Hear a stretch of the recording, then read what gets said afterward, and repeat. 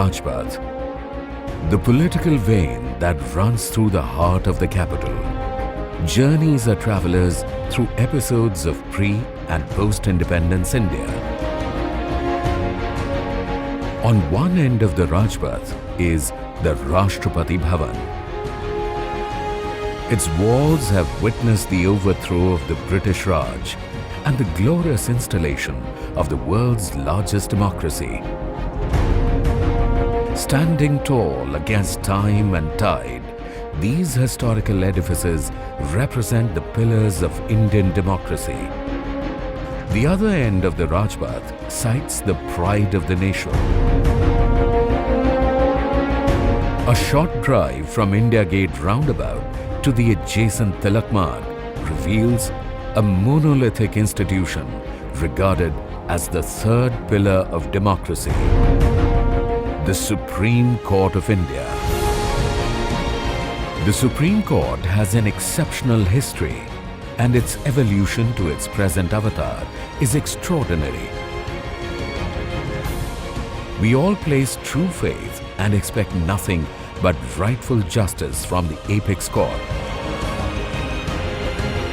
But how many of us know the significance of and services offered by this flag bearer of Dharma? Let's find out the answers to such questions and more through this state-of-the-art virtual tour. Exploring like never before our Temple of Justice. A study of the present is incomplete without an introduction to the past. During the British rule, an Act of Law replaced the Supreme Courts established at Calcutta, Madras and Bombay with 3 High Courts. This idea of an All India Court translated into reality with the inauguration of the Federal Court on December 6, 1937. 10 years hence, in 1947, post the drafting of the Constitution for a newly independent India, the Supreme Court of Independent India came into existence.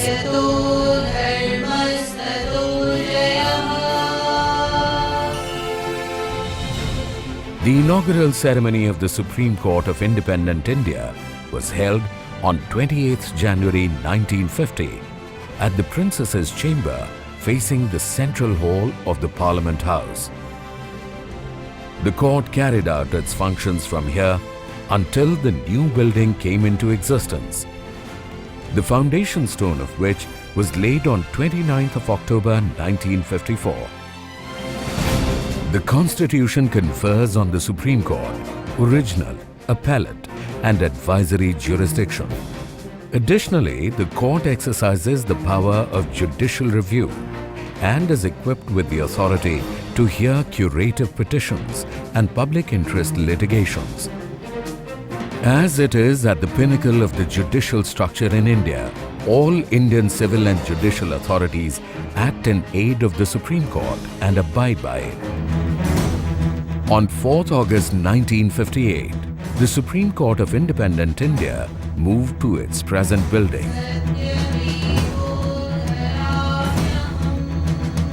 An architectural marvel, the building was designed in an Indo-British style in the shape of a balance with a pair of scales.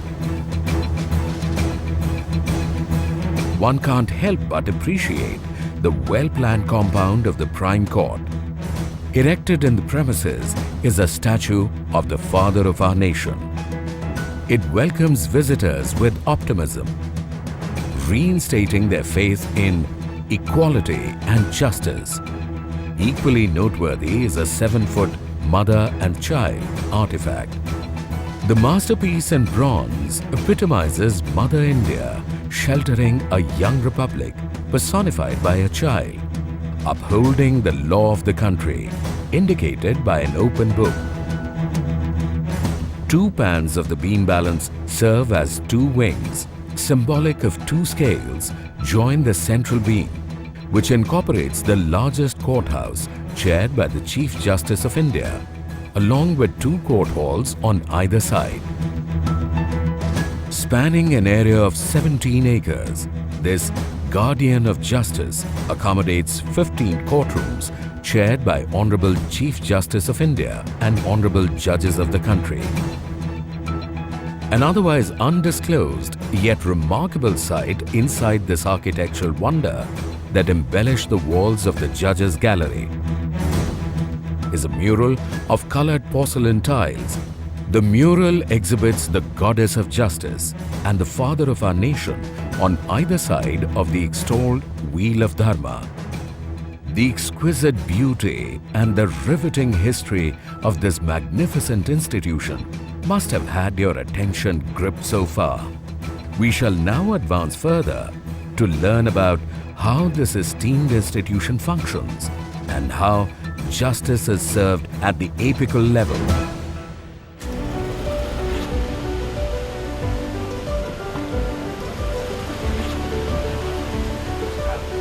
The Honorable Chief Justice of the Supreme Court of India arrives early to the court.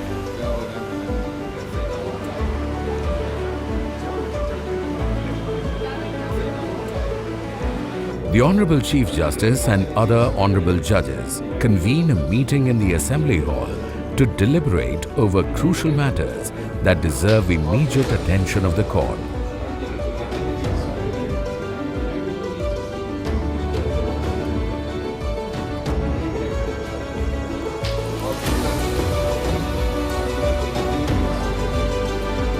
The day's agenda is slated, and the Honorable Judges proceed towards their respective courtrooms to set the agenda into motion.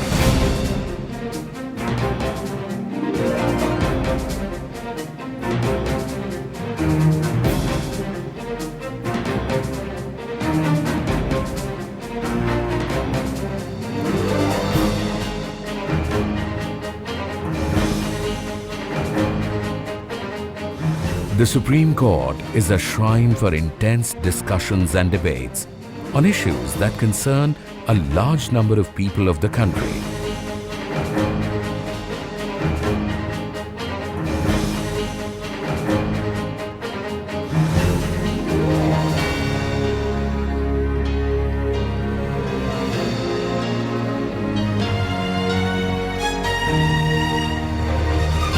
However, how many of us are aware of the process through which a case is brought to the threshold of the Supreme Court? Let's find out. A duly authorized agent or an advocate on record files a petition in English language at the filing counter along with prescribed documents. I don't know the name of registrar in the properly mentioned in the town.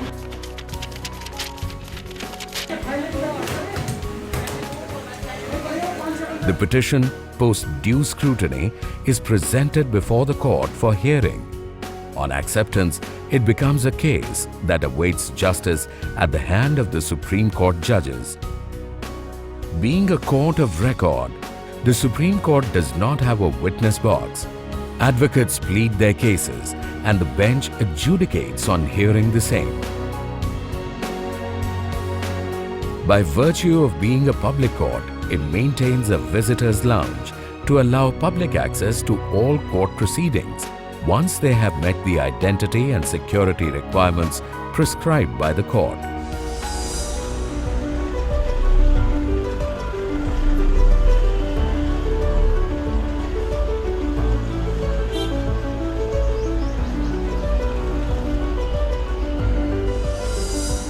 Gates B, C, D and E are open to pedestrian entry.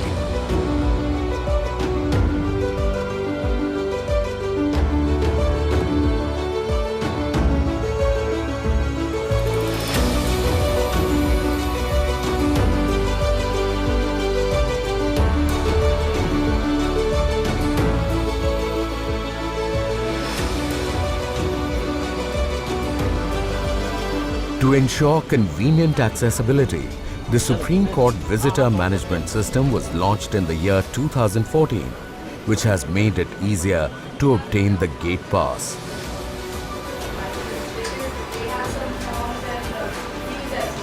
Stationed a few meters inside the gates is a high security zone for security examination of the visitors and verification of their gate pass.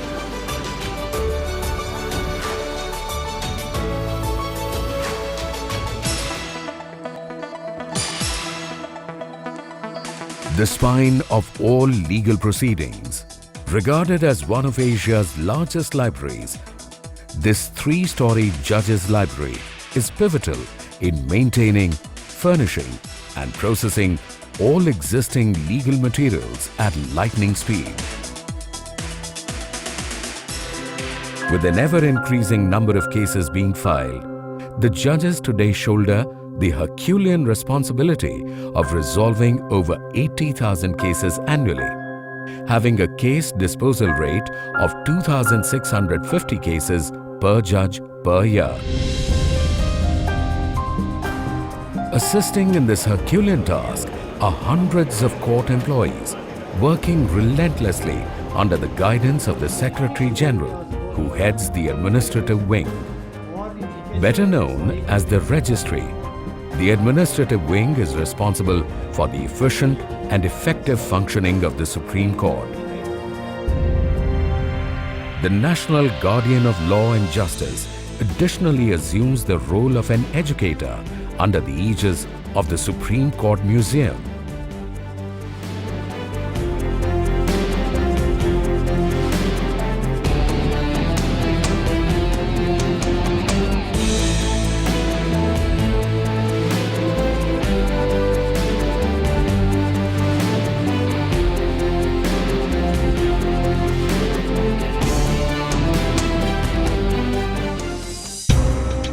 The magnanimous Supreme Court of India has gone through a tough tide of times. Undeterred and indomitable, the Alpha Court rose steadfast to such controversial times. Through its landmark verdicts and independent regime, it has proved its mantle time and again, restoring faith in justice and equality amongst 1.2 billion diverse people of the nation. The architecturally coherent and artistically sound Supreme Court has over the years protected the Dharma from every peril possible. We hope that we were able to provide you with an informative insight into the various attributes of the Supreme Court of India. We sincerely hope that it was as much an enriching experience for you as it was for us. Jai Hind.